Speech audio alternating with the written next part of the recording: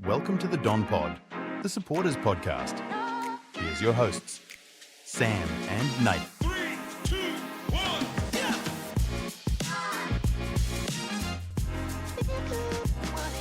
After 13 games of football in 2024, the Dons have a record of 8 wins, 4 losses and a draw with 100.2%, which results in third place on the ladder, albeit with a possibility of dropping to 5th after our bye this round of football. Welcome to the Don Pod. This is our mid-season review. I am joined by the handsome man that is me, and I'm also here with Nathan. You couldn't do it, could you? No. You get to the point where, no, that's a compliment. I can't give a compliment If to you a didn't man. do the head wobble, I would have gone through with it. But Really? you It was did the head wobble. Oh. So, Well, hello, Sam, and thank you for not such a beautiful introduction, but an introduction nevertheless. maybe some question marks around the fact I think I'm joined by myself. Well, that would create some mental. Some issues.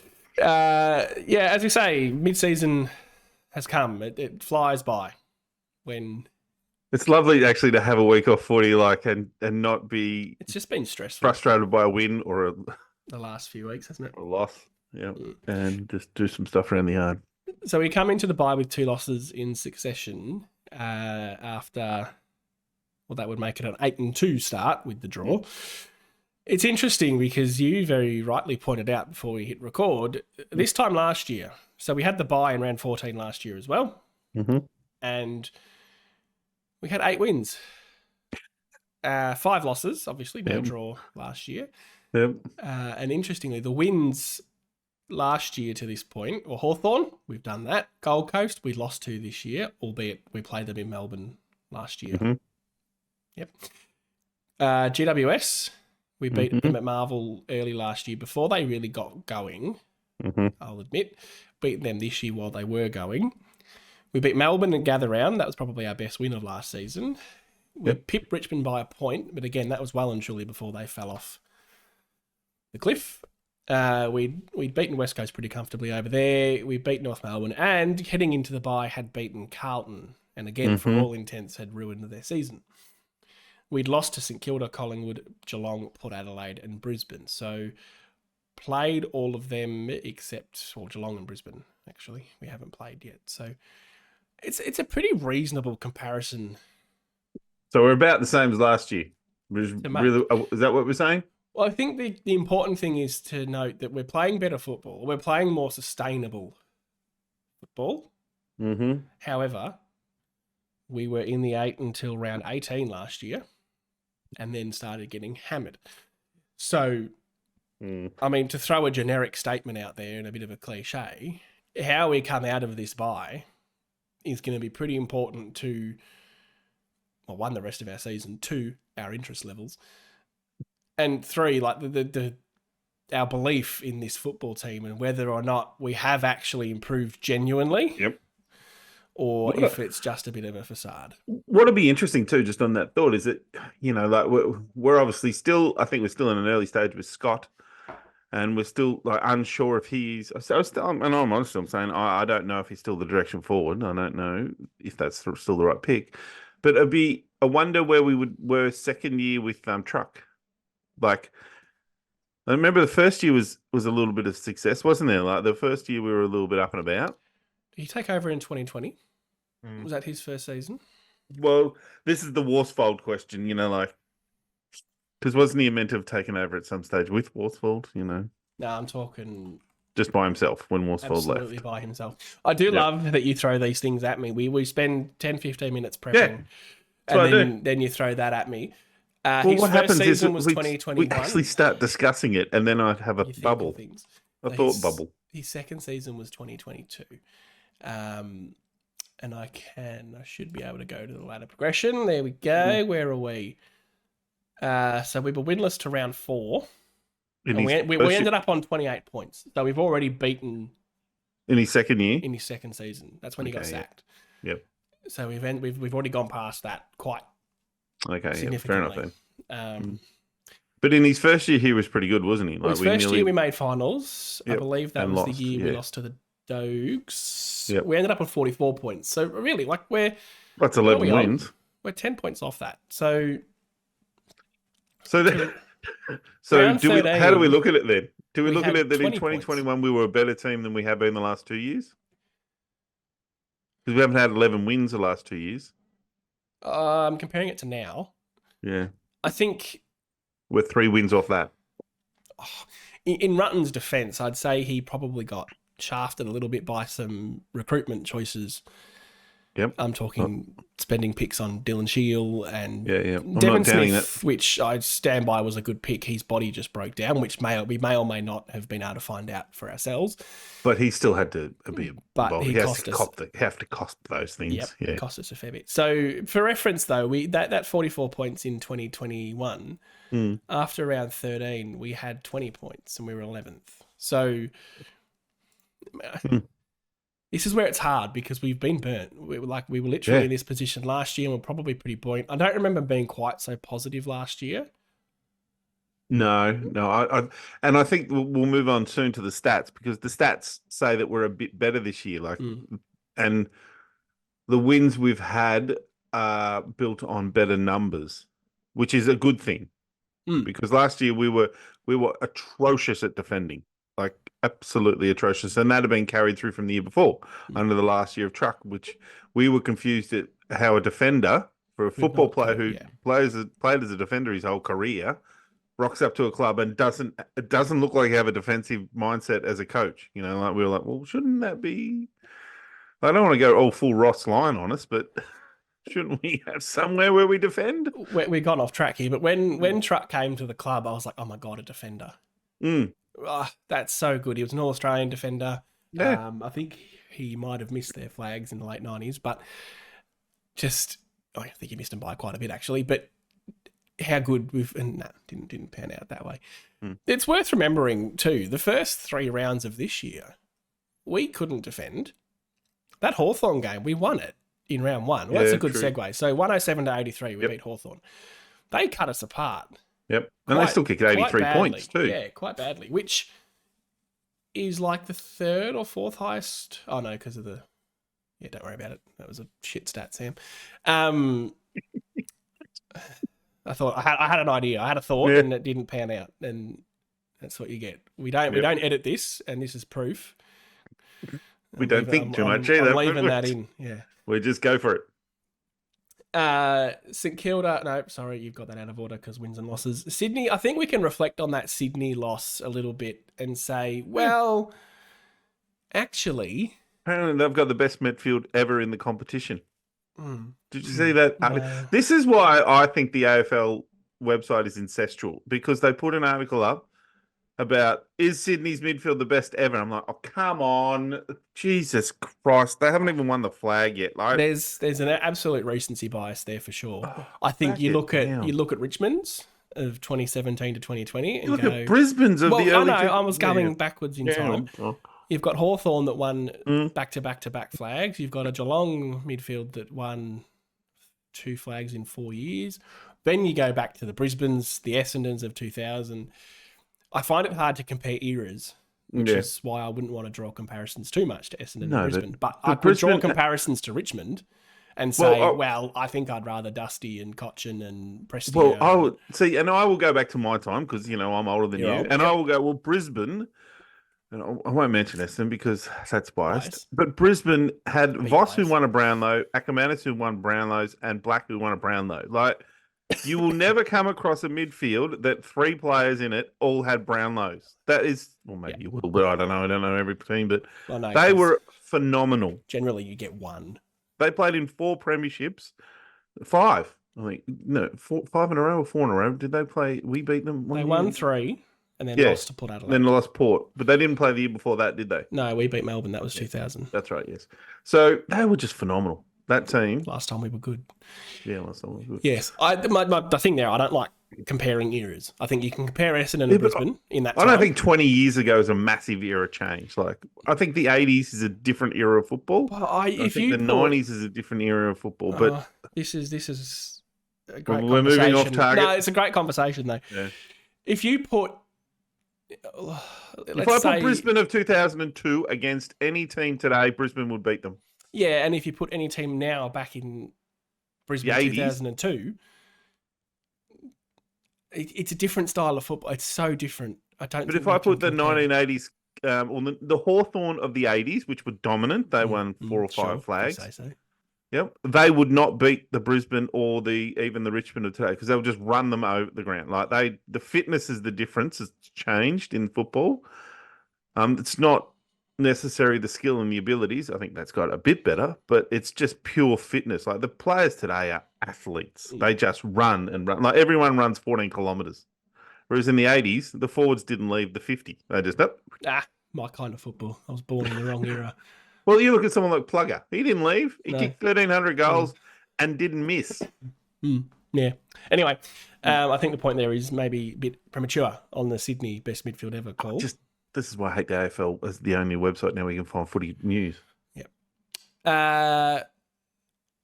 Let's go on. So I wanted to sort of talk about our best win or best wins, plural maybe, and maybe the games we reflect on and go, we shouldn't have lost that one or that was a bit shit. So start with the obvious. The best win, GWS, right? By far. That's your view. Yeah. Did you have a different opinion? Same. No, you didn't. No. Good. I hadn't scrolled down quite that far yet.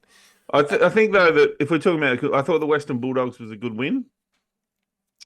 And I think beating Adelaide in Adelaide was also a good win. Like, you know, I think they're both up there with the GWS thing. I think the GWS was good because it was at their home, wasn't it? No, it was in Melbourne.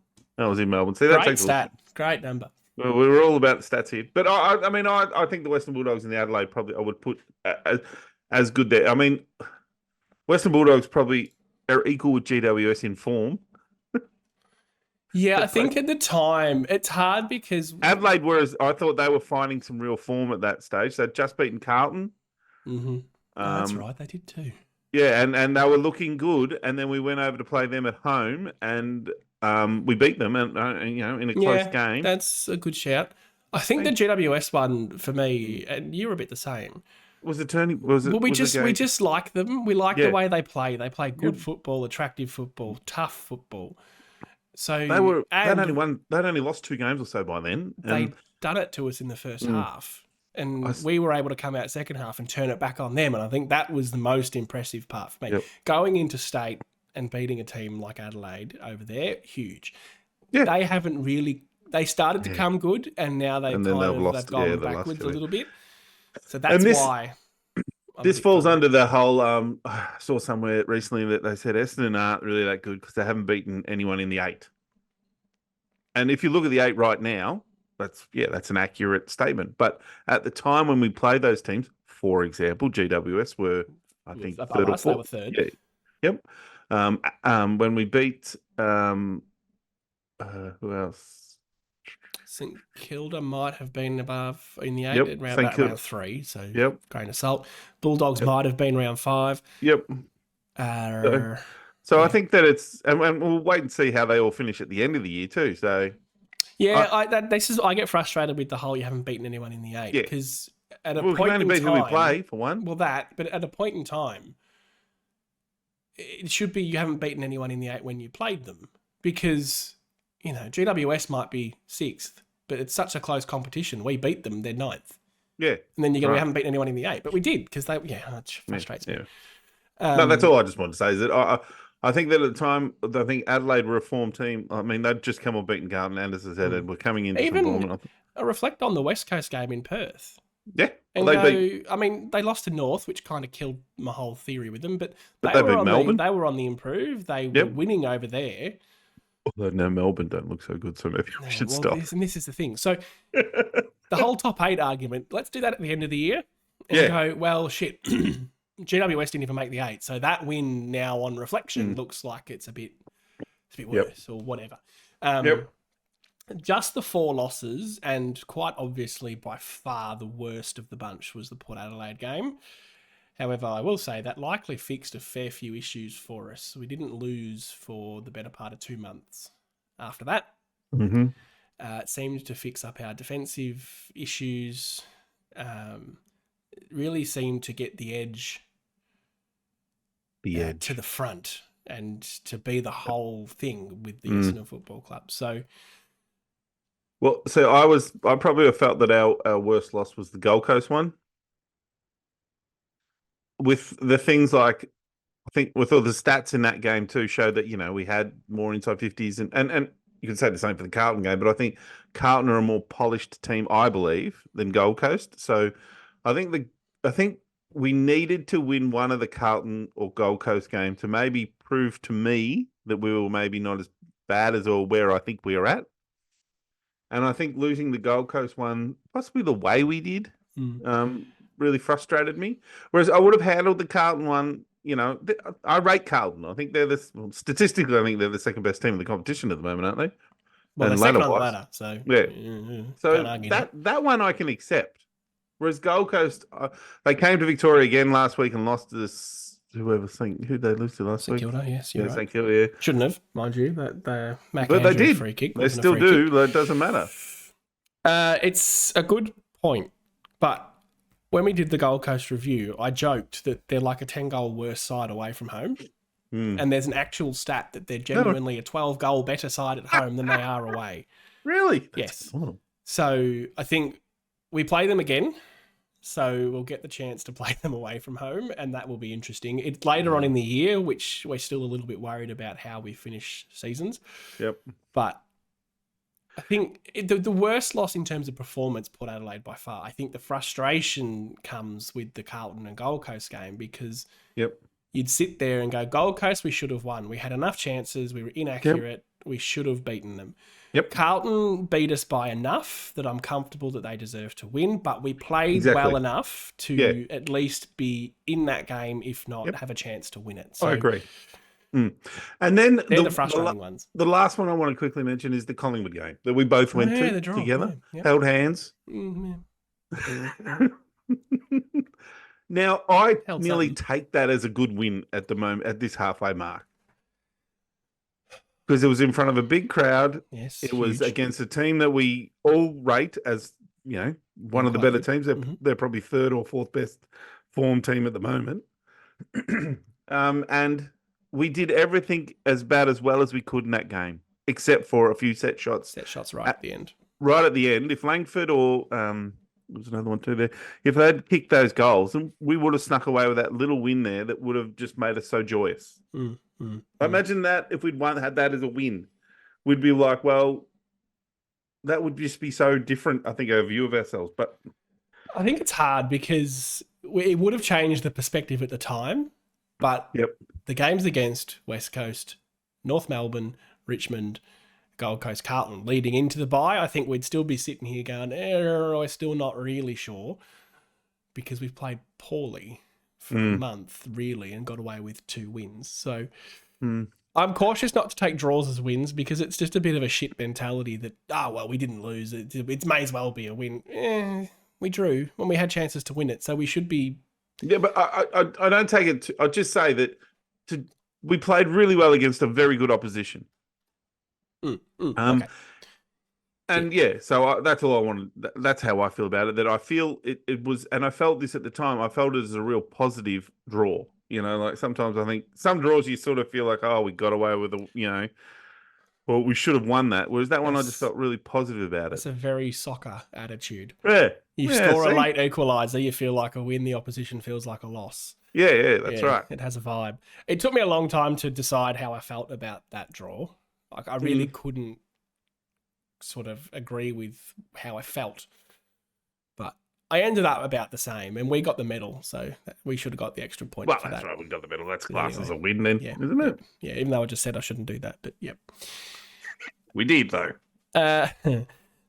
Run home, so coming out of the bye, we play West Coast at Marvel. We only leave Melbourne once for the rest of the season. Who's that if to? Your for list Gabba, is correct. way at the end of the year. Yep. Yeah. In round 23 for whatever the last round is now. So West Coast, Geelong, Collingwood, Melbourne, Adelaide, St Kilda, Fremantle, Gold Coast, Sydney, and then Brisbane. So I think definitely... What are your sort of predictions there? You'd have to the West Coast game. You have to win. You have to, yeah, I agree. Well, how about we put it into should wins, unknowns, and definitely won't win, or probably won't shouldn't win. We've got a shouldn't win. Yeah, West Coast is a should win. Absolutely. Yep. Geelong on form right now at the MCG should win. Yep. I'll put that into the slightly unknowns. Maybe slightly unknown, but I would still say we should win. Yep. Collingwood, probably a should lose right now. Yeah, we'll lose that one, I think. Melbourne, questionable. I'm going to go on the line between should win and unknown. They're unknown at the moment, aren't they? Petrarca's out for the year. Yeah, poor So bugger. it's really just Oliver and Viney left in the midfield. And did you hear Matthew Lloyd talking about he did his spleen? Yeah. And he had like 1.5 litres of blood inside him, like just internal bleeding from a lacerated spleen. Eek. And Bruce Reid, the doctor, Brucey. Yeah, Dr. Reid, love to read Tonky. Basically saved his life because he rang him one night. The hospital in Sydney didn't help him. I remember this story, yeah. And then he rang Bruce Reid, and Bruce Reid asked him a random question like, are your toes blue? It wasn't that, but it was a random, completely unrelated question. Yep, go to a hospital. Call an ambulance, go. Yeah, I do remember that. I've heard that story before from Lord. But Lordo said the most pain he's ever felt. And like these footballers are, particularly from that era, pretty tough blokes. Well, I think any football player personally is pretty good with pain, to be honest. Yeah, Jesus. Adelaide at Marvel should win. Yep. St Kilda at Marvel, I would should win. Still say I don't rate their form at the moment. There's a little bit of a... They'll put a tag on someone like Merritt, and that'll be it. Mm-hmm. Fremantle at the G. I'm going to put that firmly unknown. Maybe should lose. I rate Freo. They're playing very good footy. I just don't know about Freo at the G.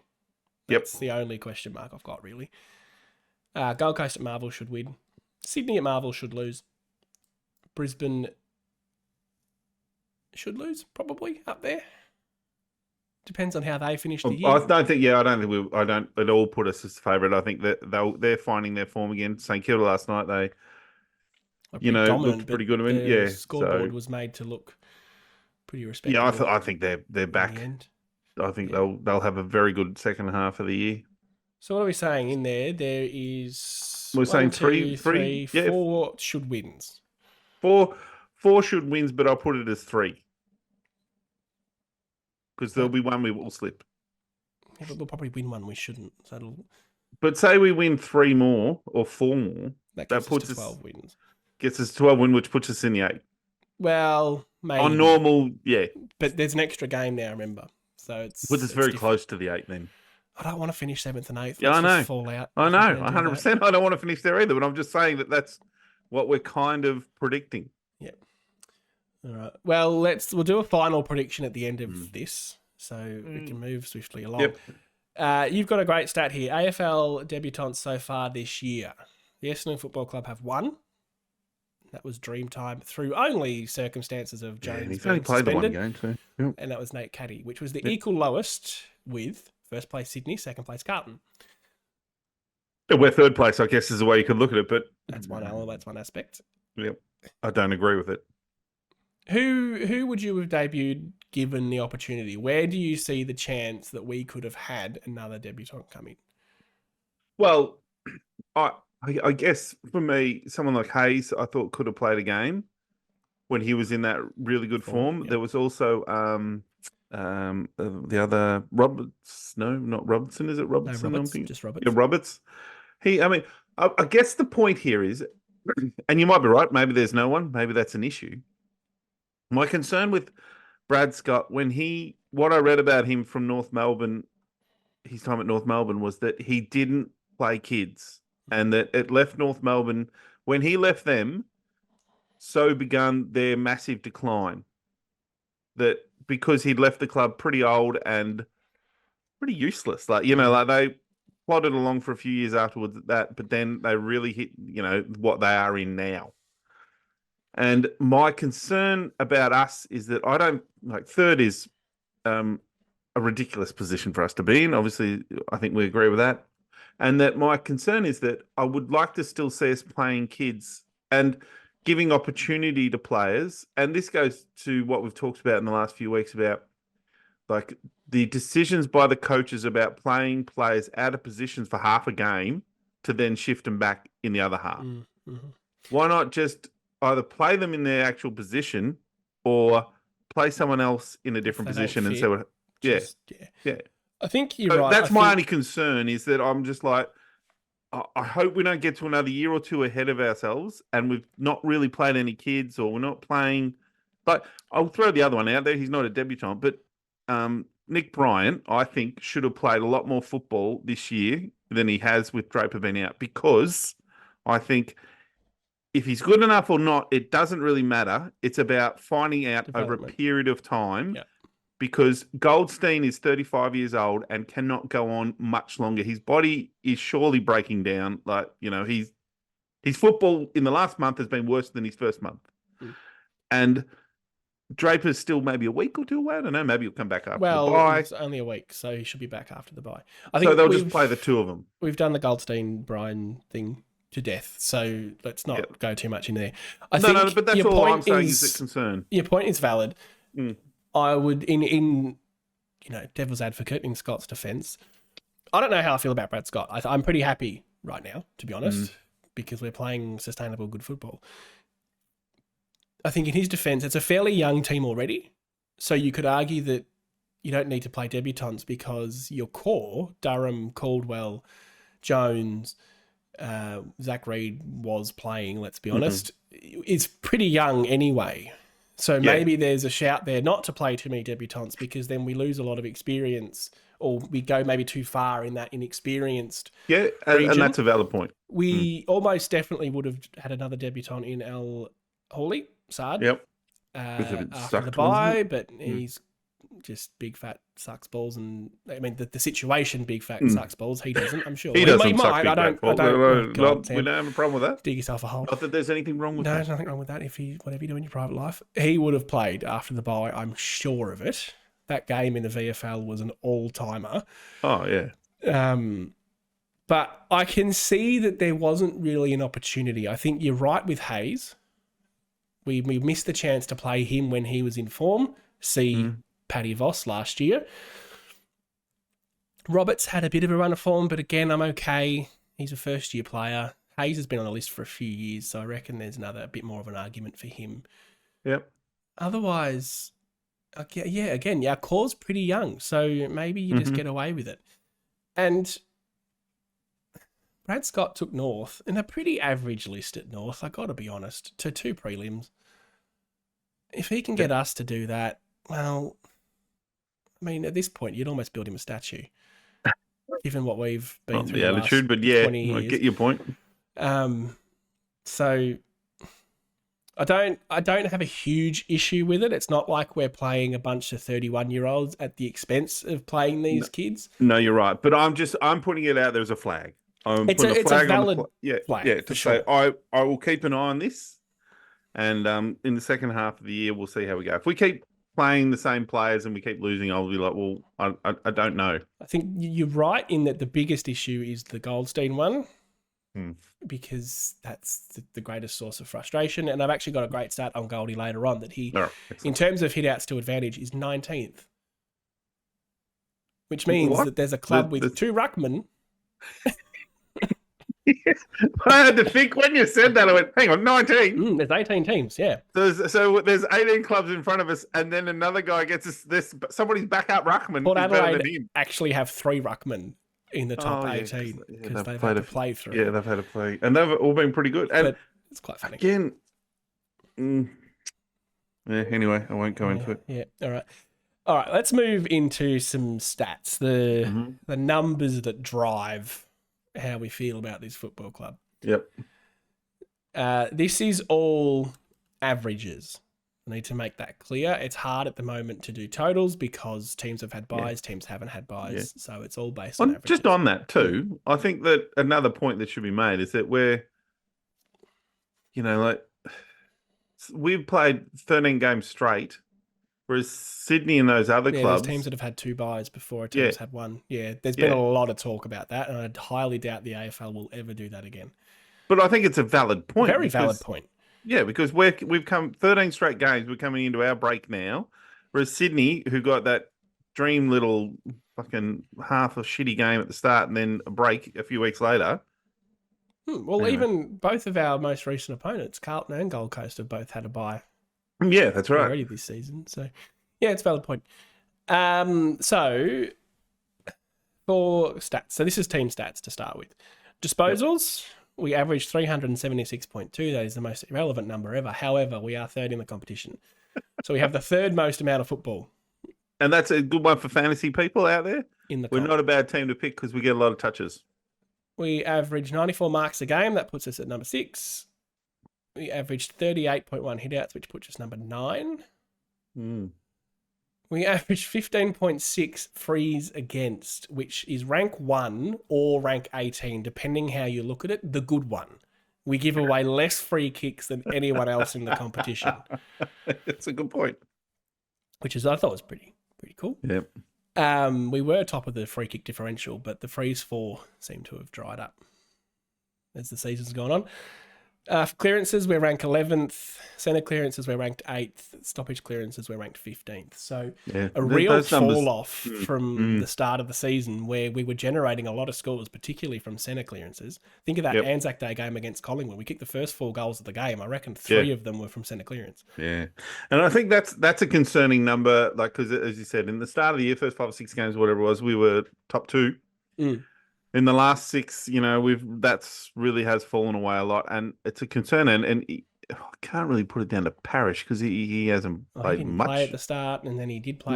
I would put it down to more form. Like Durham was unreal at the start of the year, and I think he's dropped off in the last 5 or 6 games personally. I mean, look, what's the biggest change been there? Draper's gone out of the team. Yeah, well, Draper was in when. No Draper, no Essendon. Been saying that for years. Okay, that's a new one. But it is an interesting sort of number. So I think, and I think we were a much better team when we were better at clearance than we are when we don't have clearance. I think we're relying on a few other things now to keep us in games. It's not even whereas the clearance was a point that was dominating for us. Yeah, and it's not even winning the clearances. It's the fact we were scoring from them. Yeah, it was a real, genuine score source. Because when you get the clearance, you get a quick break. You get the ball kicked to a forward who's usually 1-on-1 or less numbers. Whereas if when you're rebounding, you've got to pick through. Yeah, you got to pick through a defense, and then by then they've got players down. Then you kick into a pack. Yeah.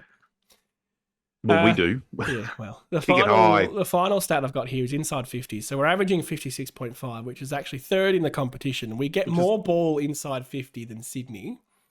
Yep. And only less than Gold Coast and Brisbane. Gold Coast are on par with us in terms of how they score and how efficient they are from scoring from their inside 50s. Brisbane are better, but not great, obviously. Sydney are ridiculously efficient when they go inside. So if I'm Brad Scott, I might be watching Sydney play this week and go, how are they setting up there? Yeah. But that's another fascinating stat too, I think, is that we're getting the ball in there, but we are not making anything of it. It's interesting. Is that smart forwards or bad kicks? It's the entry for me. What frustrates me, and it's been evident Carlton game and I think Anzac Day a little bit, we talked about it, it's the shallow entries. If you watch Sydney go inside 50, I would venture a guess to say their kicks go 30 out-ish. Yep. Thereabouts. Our kicks go 40, 45. Yeah. And if you look at the 50 and how the oval ground narrows, when you're 30 metres out from goal, there's less space. As you come out from goal, it gets wider and wider and wider until you get to the halfway line, right? So a shallow entry to 45 metres out, there's a lot more ground as a forward line to defend, if that makes sense. Yeah, I get you. To lock the ball in. You get that kick 30 out, I reckon you're more of a chance to keep the ball locked inside your forward 50 and generate scores that way. Another thing that was evident when I was going to sort of touch on with the score sources, when we have the ball on half back now, Melbourne won a flag by doing these kicks to a boundary and then backing their stoppage work to get the ball forward again. So they'd kick very close to the boundary line, whether it's inside 50 or on the wing. Generally, at worst, you get a contest, goes out of bounds. Off you go. Throw in. If you watch us get the ball 60 to 70 out from our opposition goal, we'll kick central. will always try and kick to the point of the centre square. It's such a risky kick. I can't understand. And we do it consistently. So it's pretty clear to me that that's a deliberate plan. Mm. I don't get it. Can you explain that to me?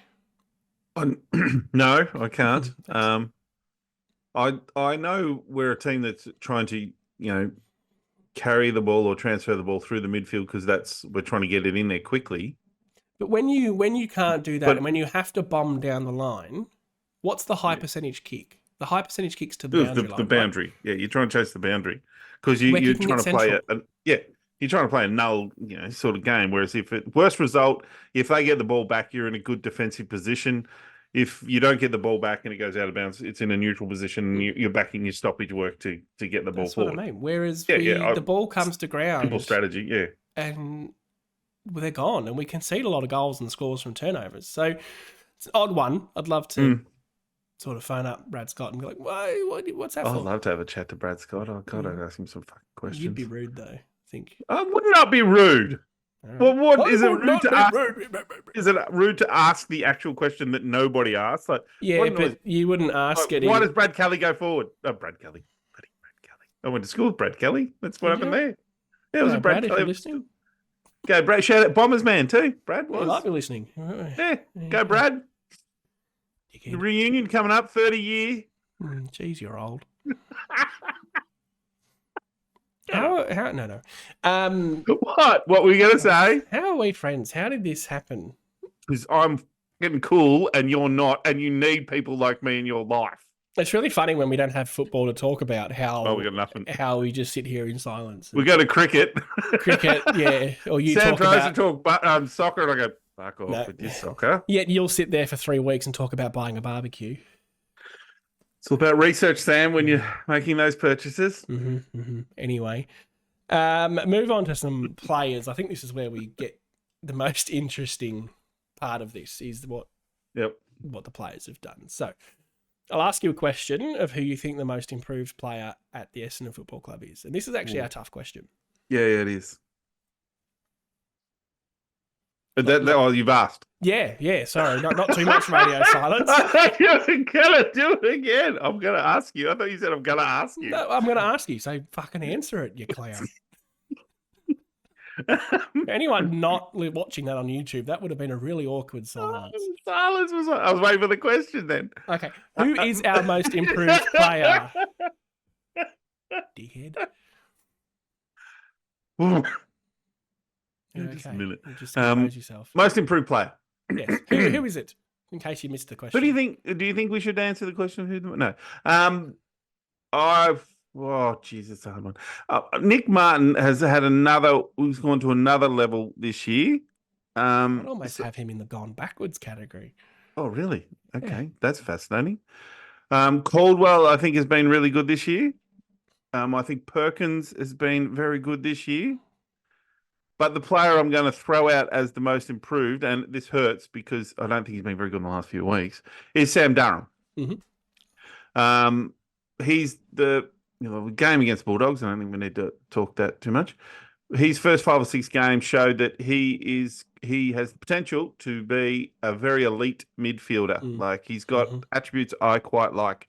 Obviously, the hardness is something that's a real strength. But what I really like is his ability to mark above his head. And I think that's one of those little things that midfielders, if they can take not talking a pack mark, but, one-on-one or one-on-two. They're on heat, under heat. Yeah, they can take a nice mark and heat. Yeah, I realised as soon as I said it. When they're under pressure. I think gone off the rails. Sam. Call it a day. I think that he's someone that has definitely got the ability to be a really quality player. So he's the one I'm going to put down. I agree with everyone. Hey Sam, who do you think's the most improved player? I'm just clarifying that was a question, right? So I have to answer it immediately. Yes, correct. I would have to agree because I would have said Durham without question. I think honourable mentions to Ben Mackay. Yeah, he's played all the games so far. He's played all the games. He's played 99.7% game time possible. which is second in the comp. Only one player's played 100%. It's a bloody concern coming that he's a bit injury prone coming from North. He's been rock solid. Yeah. Some of his defensive one-on-one stats are a bit meh, but Yeah. I like what he's done structurally. Yeah, I agree with that. I though- think he's helped us with a future plan now that we see that. Yeah. If we can throw another tool down there to go with him, Yeah. then I think we've got something. Yeah, I thought I was answering the question. You are so. I love the acceleration he gets out of a contest, how hard he can hit the ball, and then he's gone. And I would give honourable mentions to Caldwell. His tackling and ferocity is amazing to watch, really. And it's so easy to forget these guys are 22, 23 year olds. So there's so much improvement left. I think that's probably all I'd mention. Dersma's been a good pickup. I can't really say most improved. I liked what he was doing when he was in the team. Yep. Gresh started the season well, but I think's faded a little bit the last few weeks. He's been a bit meh. I'm just trying to go through positions. And I'll give an honourable mention there to Nick Cox. I think consistency for him has been important. Playing, he hasn't got injured, touch wood. He missed a game through illness. But the last 2 weeks in particular, he's been able to hit the scoreboard and actually get forward, which I'm sure will become a weapon at some point. And I'm also sure that's what we envisaged when we drafted him. A winger that could go forward and be damaging. So and we're seeing that with his marking up forward, like his height, he's using that to an advantage up forward, and I guess playing a little bit defensive roles might also help him when he does run down the other end and sort of pop up for a punch or something. If he's a winger that can turn into a 2 metre forward or a 2 metre defender, it's still a handy bloke to have. And see, I see him as the value I see in him is that exactly what if you get an injury in game, and once they get rid of the stupid freaking sub rule, they'll get rid of it again. I'm sure at the end of this year because all the coaches are bitching about it. Yep. So they'll just get rid of that again, and we'll just go to 25 or whatever on the team. Then he will become a really valuable player in games where there is an injury because he can go back and just defend for a bit, or he can go forward for a bit, and you can just roll someone else over to the wing. And as he builds his strength, I think he will always be lean. I'm talking core strength here and ability. He's got a Michael Tuck figure. Yeah, that'll improve as well. So, with every performance review, this is essentially what we're doing. Is what are you most who's gone improved backwards and who's gone backwards? So Nathan, please tell me right now. Who do you think has gone backwards this year? And precursor to this, it's conversation. We're not bashing them or wanting them out of the team. It's just a conversation. Jesus. If you don't have an answer, I can answer. Well, you answer, and I'll think about it a bit deeper. Peter Wright. Ooh, that's a good answer. Kyle Langford. Oh, really? Langer's more so the last few weeks. I got to pop my hand up there. He's been pretty annoying. I was going to say Stringer, but I won't because I think he's actually been okay. Yeah, Stringer's an interesting one. I mean, Goldstein. Well, I don't want to put Goldstein because I can't. He hasn't gone forward back because we never had him before. So true. I'll just lock in Peter Wright then. I think Peter Wright is a very good answer. He's my boy. Yeah, he's your boy. But his games this year have been very ordinary compared to 2 years ago when we saw this guy kick 50 odd 50 odd goals. So I do think that's a great point. I mean, the one I'm fascinated about is Dylan Shield, and in saying that, so he didn't play a lot last year. He got injured late last year and sort of missed a bit of footy towards the end there. But the start of last year and the year before that, he was our number one, I guess, in the midfield. He was number one centre clearance player in the cup. It was, what year was that? 23? 22. I believe, yes. Yeah, so at the end of 22, he was the best centre clearance player in the competition, or in the top few. Can you say he's gone backwards when he's played? But why is he? But I'm saying that he's playing VFL. Like, he's clearly, obviously fit enough. Like, they're picking him for whole games of the VFL. End of 23 to now. You can still say Dylan Shield, I suppose. Yeah, fair enough. But then it's a weak I'm just saying that it's strange that he's out of the AFL team and he's playing so much VFL. That's all. Okay. Going backwards, See, the reason I touched on Marno before was just Mm-hmm. because of the disposal. His We kicking get and his frustrated by disposal was his such low an asset. kicking. But it was such an asset last year. Now it's a bit just meh. Well, I think he's just trying to bullet the ball all the Yeah, I time. know, but it's still gone backwards based on what it was last year. So you think he's gone backwards? Yeah. Okay, I'll say it with chest. Literally, because he's gone to defence. I hate that. As a forward, that second half against Carlton, no way. Wouldn't say that about him at all. So I'll say it's partially positional. Yep. I don't like him as a defender, which is beyond his control, but also the disposal lets us down too often at the moment for me. Yeah, and I understand why they've sent him backwards. Mm. Backwards, that's to the back line. I just don't think it's necessarily once Ridley returned. I felt that. And now when Redmond comes back after the bye. Yeah, that I think we've I have issues with how our coaches are lining the players up at the moment. So, but if we're talking, I mean, the other one I might throw in there is Hobbs, but he's been so injured that. But there was a period last year. I reckon it was about 7 or 8 games where he was a very good little midfielder, and I don't know if it was when Parrish was injured again. And he came in and played a bit of that role and whatnot. And he had a interrupted preseason and he hasn't sort of had to get himself going. So I'll give him a bit of a let off there. And the last one I'll throw in there is probably going backwards is Sardis, is the fact that the kicking. Well, the kicking is a massive issue. But the fact, I guess, that if pick 5 or 6, we still must work out what pick he actually was. 5. Well done. Is now just playing as a sub, for 15 minutes a game. Yeah, which is injury early. Unfair on him. Which is unfair, but and I can put 2 points in. Why is he playing that shitty role? Because that's a shitty role. That's when I've said this before. I think Shield could play that role if we're going to have a bit of. I think there should be a more experienced player playing that role. Someone who can come on and really impact, whereas a kid who's still just trying to find his feet. Like he's played maybe 10 games of footy if you don't count the half games. I think it's impossible for him to come on and influence a game, and that's what you want in that last 10 minutes, 15 minutes of a quarter. But I was just checking. He's gone backwards because he's not playing senior football or not playing a lot of VFL football. I was just checking if we play VFL this week, and of course we don't. No, we have 13 buys in the damn VFL. Good opportunity to play him in a full game. You'd think. Yeah, I'm forgiving of Sardis though because of those things that I am too, but I'm just worried about his kicking. The kicking could be though he's being coached, and maybe that's just messing with it more than it needs to. Maybe, geez, it's bad, and it's gone backwards. It was better than that. It always looked a bit unco, but I would have liked to have seen him, progress to this year being someone who's really.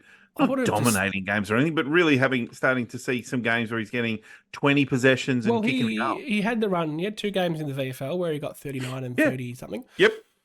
Keep playing him in the VFL. Don't give him half a game, as you say, 15 not minutes. Not even fucking half a game. He's getting 15 minutes. It's pointless for him. There's no development in that. That's the thing I'm most concerned about is that I don't see the point in playing a second-year player for 15 minutes. Play him in the VFL, let him knock up those 30 possession games and get a real confidence about himself, and then bring him in for full games. Yep. Drop someone like Hine to the sub, seriously. Like, that just doesn't make sense. No, I agree wholeheartedly.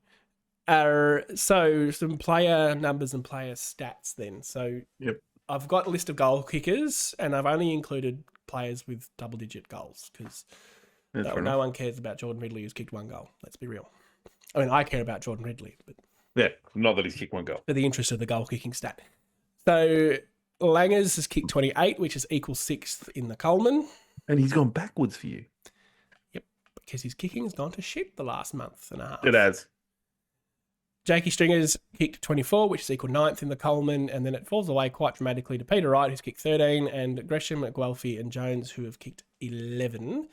Surprised to see Jones up there that high. I thought it would have been a bit less than that, to be brutally honest. Probably should have talked about him as someone who's improved a bit, actually. The fact he's playing consistent, decent football is a great thing.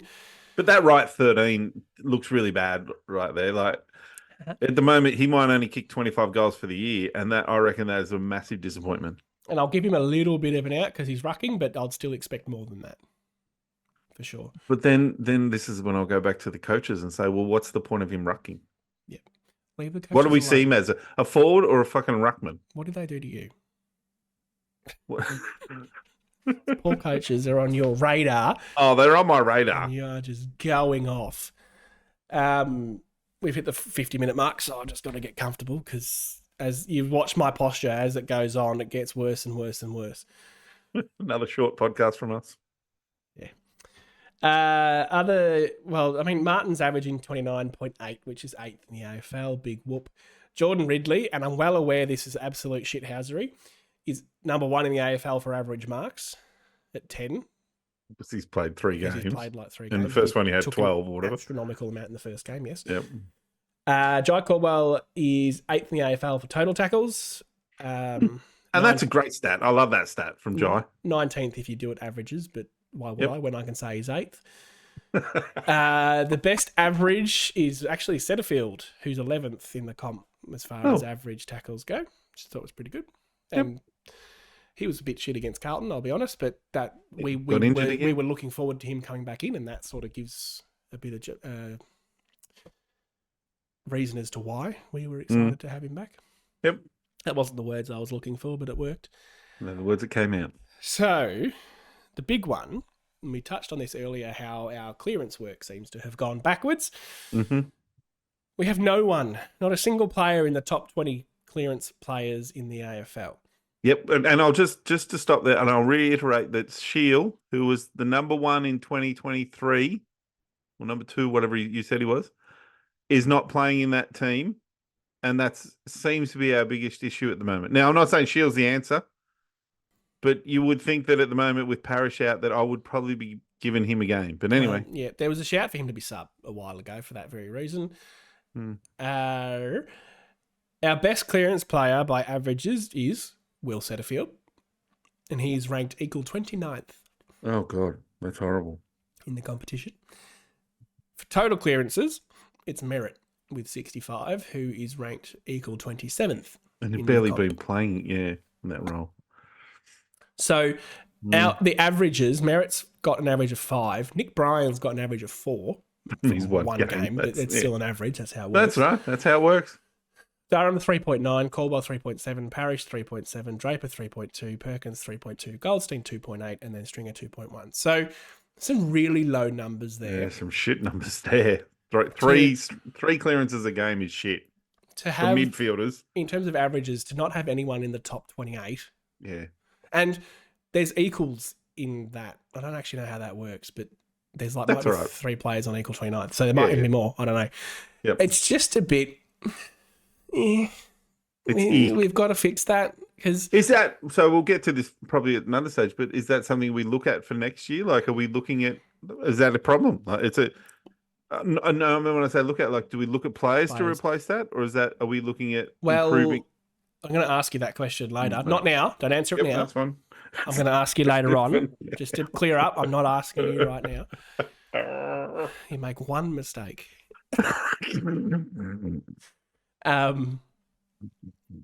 I think there's other positions we would be looking at ahead of that role because I think we've got the cattle to do it. I just think we need to fix some other areas maybe, but yeah, I think we've got the cattle, so you just got to make it work. And I think a large part of that's to do with the ruck.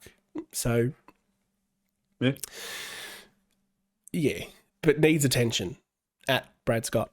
I've got a little subheading here for other interesting shit. Didn't really fit into a category, but I thought it was interesting. McGrath is 3rd in the competition for bouncers. He's doing a Sard. Adam Sard, eat your heart out. Yep. Ben Mackay, touched on this earlier, has played 99.7% of game time, which is that's ranked unreal. 2 in the AFL. Who's number 1? I knew you were going to ask me that. It was someone who I didn't think had played. It'll be a defender, surely. Defenders never go off the poor bastards. Yeah. They just have to stay on. It was some Tomlinson from Melbourne. Oh, yeah. But I wasn't sure how many games he'd played. Yeah, he's missed a couple, but he's... So, Yeah, but 99.7% for a bloke who's played every single game is that's great. incredible, to be honest. Jay Gresham is our most common player to deliver the ball inside 50. He's a 16th in the comp for inside 50s. That's interesting. Now, here's a stat to back up my earlier Nick Martin call. Yeah, I see it. Nick Martin's equal 10th in the competition for clangers and number 1 in the competition for uncontested ball. So I never want to hear another Essendon supporter give Nick Dacos shit for earning a hard So ball. he gets the ball by himself and kicks it poorly. Yep. That's what that stat says. Is what that's saying, yeah. Yeah, he's all by himself, he gets the ball and then fucks up the kick. We are very happy to yell out to Nick Dacos, you earn a hard ball. But I think we need to look at it. He earns them now because he plays in the midfield. First, yeah, I'd rather Nick Dacos, if I'm honest. Oh, oi! No, still, we would. And if there's a single Essendon supporter out there who would rather Nick Martin, you've got some things going on. Just no, it's not. Let's move on. All right. Jordan Ridley, better make it positive again. Second in the comp for effective kicks, average. See, he's our defender. He's our defender that can kick. 8th in the comp for effective disposals, average. Yep. Number 1 in the comp for average intercept possessions. Again, it's a bit weird because he's only played. Yeah, I know plays, but he's done this before. Like the year is nearly all Australian. He was the best and fairest in 2020. Best and fairest. But he's got the ability to be loose, kick the ball well, and this is why I don't understand we're not be loose. I don't understand why we're not trying to set our defense up so that he doesn't play on someone that he has. Like the Kernell matchup against Carlton, I thought was silly because he had to really play on him. Whereas you want Ridley on a loose, someone he can get a bit loose on. I wholeheartedly disagree that was a bad thing. I thought that was great. I thought that worked really well. I think it's. But I wouldn't be doing it every game. I think that was purely based on the opposition. Fair enough. Yep. And I'm okay with that. Okay. Your boy Goldstein is 19th. He's not my fucking boy. He's 19th for hit-outs to advantage, and that would have to be average. Port have 3 ruckmen above him. Gold Coast have 2. Oh, my God. So there's... Again, the Gold Coast one, I reckon Moyles played 2 games, but anyway. Doesn't matter. Yeah, it's an average. That's how it works. And Langford is equal 4th in the competition for tackles inside 50, which I neglected to mention when I was having a go at him earlier. I thought that was quite good. It's all the way at the bottom of my run sheet, so I forgot. Fight me. Okay, so a couple of questions to wrap up. Mm-hmm. I am asking you now. This is my question to you, sir, right now. Mm-hmm. 2 parts. 1, what position do we go and look for in the off-season? Yep. And 2, do you have a player in mind? And if you need time to think, I have an answer prepared. I feel like I do have an answer. I do have an answer. Probably the same as mine, to be fair, but... Oh, that's going to be awkward. Well, okay, I'm going first then, so I'll look better. Well, yeah, you go. So I think that we still need a small forward. Yeah. I still think that Gresham is, those stats show he's playing more of a high half forward role. Yep. Kicking the ball into our forward 50, which is fine. I still think that a guy like Guelphy could be pushed out or Davey could be pushed out. And I would chase Stengel, who's 25, I want to say. Mm-hmm. And a free agent forever because he was delisted. Yep, free agent. So it's just money, which we've not sure of, apparently. And I don't know if he wants to go home back to Adelaide. I don't know if he's an Adelaide boy. I think I don't know. I don't know if he's gettable. Like, to be honest, I have no idea. Apparently, highest bidder gets it. Oh, really? Well, then allegedly. We could be the highest bidder. That's easy for us. So for me, that would still be something I still see as a weakness. And a 25-year-old kid who's played in a premiership, who's been All-Australian in the last 2 years. He kicked, I reckon, 40 or 50 goals in that All-Australian year as a small forward. That's, I think, a real weakness still of ours at the moment. And I know that. Yep. And the other thing I'd probably try and find is a key forward because I think Peter Wright might be off the boil, but I'd try and back him in for another year. I asked you for 1. Yeah, okay, you'll go. And you definitely stole mine. Because good. Stengel's the easy answer, let's be honest. And the small forward is also the easy answer. He's from Adelaide too, for what it's worth. Oh, yeah. So he might want to go home. I can't see him going back to the Crows. And we can't go back to the Crows. No way. No way will he go back there. Yep. Really need a small forward. He probably won't get a game before Rioli he'd get a game, but Port they couldn't afford him. Like, no offense, but they've got to pay Butters and Rosie, and they've got some big name players down there that they've got to pay a lot of money to. So I would have said Stengel and small forward for sure. Yep. Just to be different then, for the sake of conversation, I would still love another key defender.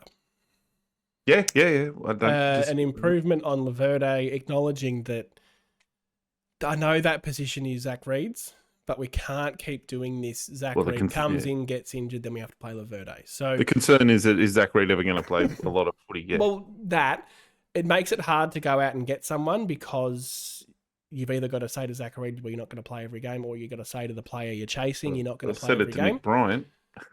Said to Nick Bryant, you're not going to play. We're going to get a 30. And that's an interesting sort of thing, isn't it? Like, we've done that to Nick Bryant. We said, well, you're not getting a game because we've gone and got a 35-year-old. He's already on our list. I'm talking about going out and getting someone. No, but what I'm saying is that you could be saying Nick Reed, Zach Reed. You could be saying to him, well, we're going to go out and get a 30-year-old who's going to play in front of you for the next year or two. Yeah. Like a 30-year-old key defender. E.g. a Stephen May. Not saying that he's available or anything like that, but he's the guy you say, well, we're going to go get someone just to shore up our defence for 2 years. You're going to be pushed back to the VFL. Well, that's sort of what I was getting to. Someone to cover. Someone good enough, who may be 28-year-old, give Zach Reed 2 years to just get right. That's what we've done to Nick Bryant, basically, haven't we? By bringing in Goldstein. And who that is, I don't really know. No. Sam Collins at Gold Coast, I quite like the way he goes about it. Although he's a little bit short. He's 30, I just figured out too, so it might be a little bit late for that. Sam Taylor at GWS has just signed a 7-year deal, so that's off the table. Yep. I would have thrown $1 million bucks at him without pretty much $1 million and a house and a car and McDonald's franchise. Everything at him. And a pub down the road. Yep. Yeah, so I don't know who it is, but that's what I would be looking at to strengthen. I was pretty keen on Dougal Howard last year. And I think that might be the right mix of depth and better than Laverde. Is Finlayson or Himmelberg or something like that at a GWS another one that they've been throwing? On a long-term deal. Was it Finlayson? Finlayson's Port. Oh, no. There's two Finlaysons. Isn't there one in GWS? Oh, God. Yeah, maybe. Well, there's a defender up at GWS he was one of their key backs. He's been pushed out to a wing, or he's been actually a sub a few times. I think Taylor and Hayes. It was Hayes. Haynes. Yeah. Nick. Is it Nick? Yeah, I reckon yes, it is Nick. I reckon he's older than what we would want. What? 31? Like, does it matter? We picked a 35-year-old last year. So Haynes is a free agent and he's 32. Perfect. Is that perfect? Yes, it is perfect. Perfect to me. No, that's not what I'm after. Well, that's who I'm after then. How tall is he? 192. Is he all Australian ever? Probably. I reckon he was back in his day. I reckon he was a very good defender. He all Australian in 2020. There you go. Boom. Yeah. Quality Still player. not the right demographic that I'm looking for. But you can't say that we picked fucking Goldstein. He's 35, Sam. Yeah, I know, but Ruckman are different. And for the purposes of what I'm talking about here, you tell me all the time someone... that tall players take a long time to develop. Yeah, listen to me. Mm-hmm. I want someone who's 28, 29 to give us 3 years of coverage. Not someone who's 32, 33 next year, who you'll be saying this time next year, geez, he's 34, he needs to go. I want someone for 2 or 3 good years of footy and then let Zach Reed come in. That hurts, Sam. That hurts. Yeah, and you know why it hurts? Because you know it's fucking true. I know, that's why it hurts, Sam. You know me so well, you bastard. Sorry. I'm still going to throw Hayes out there, though, is my pick. Yeah, he's 199. He's just a bit of a light frame. I'm looking for someone a bit beefy. Who's 199? Hayes. Oh, you meant Haynes. Sorry. I thought you meant Lewis Hayes. Our Hayes, because you said the name wrong. Yeah. Well, that's the one I would like to see play, to be honest. All right. Moving swiftly along. Put your... I don't know what the word is now. Anyway, look forward to round 2024. We play Brisbane in Brisbane. Mm-hmm. That's our final game for the season. I'm looking forward to that, am I? I'm not looking Cast forward your to mind forward. That's better, yeah. That's fucking hell. Apparently it's very early. It's very early on a Saturday morning, everyone. We've gotten up early. We've really cracked through it. When we hit the hour mark on these podcasts, they just go to shit. You're still listening? Sorry. Cast your mind forward to the final siren against Brisbane. Let's not worry about that Brisbane game specifically. I'm just talking about that point of the season. Mm-hmm. Where are we on the ladder? What's happened? Oh, God, I hope we're like 9th. You're a dick. Because I don't want to play finals. I don't care if we're anything 9th, 10th, 11th, 12th. I don't care. I just don't want to play finals, Sam. Okay. I do. Forget what you want for a minute. Okay. What do you think? Where do you think we will be based on the discussion we've just had? Yep. I think we'll be 7th. Okay. By percentage. No, not even that. 7th Well, by our half win. Yeah. Or draw. All right. No. The normal worlds. We'll be 7th with a draw, and we'll have lost to Brisbane by 45 to 50 points, and we're going up against, I'm going to say, Port in Adelaide in the first round of the finals. There we go. That would be serious doomsday. That's the dick we're going to have to suck just to get through this. Like, I just feel like that's the sort of thing we're going to be dealing with. Oh, shit. Yeah, that's where we're going to be Again, there's living. nothing wrong with that. No, none at all. We've all had a go. All right, I'm going to move along very quickly, please. I'm going to be a bit more positive because I think we spend a lot of time being critical, and I think we just need to puff our chest out a little bit for a minute. You rue that day when you've been positive about us. I will. I reckon we'll finish 4th. And no. What? Let me finish. And we'll go out in straight sets. I nearly spat my water out when you said that. Straight sets, though, in the typical Essendon fashion. Oh, and then imagine that'll just about do 5,000 days since you won a final and you lose 2 in a row, you dickheads. Just about do me, and I would probably have to forget about football forever. I'm going to barrack for Gold Coast. GWS for me, if I'm honest. Yeah. The new Tassie team's coming. Yeah. I might go with them. Ah, shit. Could never do it. Nothing would ever be the same as following this fucking rabble. I feel like North Melbourne people like sometimes. I just, what's the difference? I think the frustration, I'm going to use a word, mediocre. I still feel like we're right in the middle. You know, we're just going to finish somewhere in the middle. The coaches and the club will put a positive spin on it, and we'll still be kind of where we were last year, but about the same. I think and then the important thing for me and you right now is to look at our preview of the season. And we spoke and said, if we won about the same number of games, that would be an improvement because it's a more difficult draw. So we've got to rein in our expectations to that. Yep. And I agree with that. And I think that the stats that so far this year that have been good have a better ability to defend. Like I think in our stat sheet, we've kept a lot of teams, if we have a look at those wins and losses, like we've kept a lot of teams the scores against are way to lower. 70, like the 60s and 70s. But the problem I'm seeing too, and recently, is that we've scored 70, 80, 80, sort of 60 in the last few, we're averaging, I'm going to say 70 to 75 points in the last few weeks, which is a concern. And that's why I think we need a Stengel or another forward that can, because the two talls, we've got a lot of good talls or medium to talls. We don't have anyone on the ground that's kicking 30 goals. What do I always say? I like to... No, don't make it weird. What do I say about defence? Defence wins premiership. No, defence wins championships. Is that it? Same shit. Yep. So, I'm trying to get the quote right, Sam. Defence wins your premierships, attack wins your games. Can I just point out, one, in 13 games of football, only 2 have scored over 100 against us. Sydney and Port Adelaide. 2, which is totally acceptable. Yep.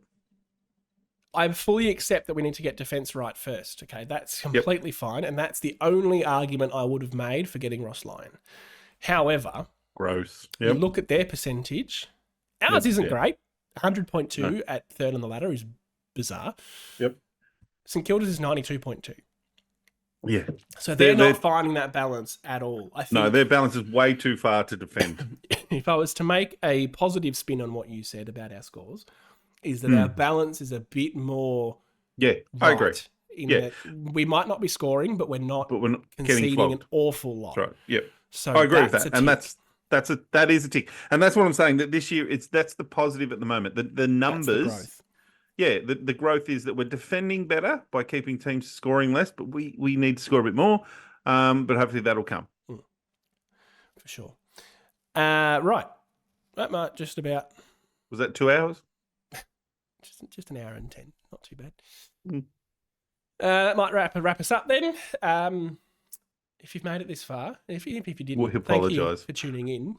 I like doing these mid-season reviews and sort of looking at the season as a whole, not just game by game and going, geez, we were shit, geez, we were good. Gives us a bit of an overview of where we're at and what we expect. So appreciate your company. We'll be back next week with the review of the West Coast game, and go Dons. Go Bombers.